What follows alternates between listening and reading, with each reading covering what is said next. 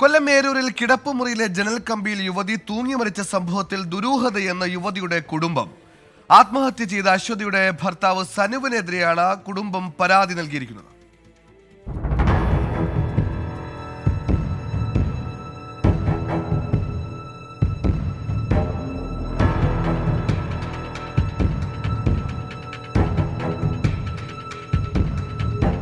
Eroor 2 acre മുക്ക് അശ്വതി ഭവനിൽ അശ്വതിയാണ് ഫെബ്രുവരി 16 ഉച്ചയോടെ കിടപ്പുമുറിയിൽ ജനൽ കമ്പിയിൽ തൂങ്ങി മരിച്ച നിലയിൽ കണ്ടെത്തിയത്.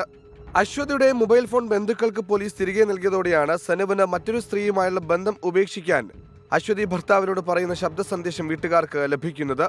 സനുവിന് മറ്റൊരു സ്ത്രീയുമായി ബന്ധമുള്ളതാണ് മകളുടെ ആത്മഹത്യക്ക് കാരണമെന്ന് മാതാപിതാക്കൾ നൽകിയ പരാതിയിൽ പറയുന്നു. പ്രശ്നം എന്ന് പറയുന്നത് ഇവിടെ തൊളിക്കോട് ഭാഗത്തുള്ളൊരു പെൺകുട്ടിയായിട്ട് ഇവന് കണക്ഷൻ ഉണ്ട് എന്നുള്ളത് ഇവള് അറിഞ്ഞ് ഈ പെണ്ണിനെ വിവാഹം കഴിക്കണം നിരന്തരം എൻ്റെ മകളെ ഭീഷണിപ്പെടുത്തിക്കൊണ്ടിരുന്നത്.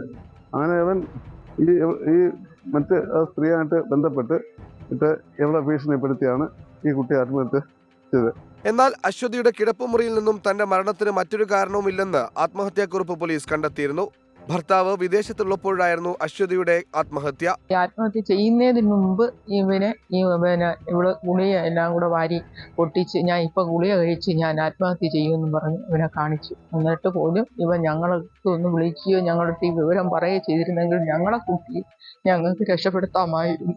മകളുടെ ആത്മഹത്യയിൽ വിശദമായ അന്വേഷണം വേണമെന്നാവശ്യപ്പെട്ടാണ് മുഖ്യമന്ത്രിക്കും SP ക്കും DYSP ക്കും കുടുംബം പരാതി നൽകിയത്. 24 കൊല്ലം.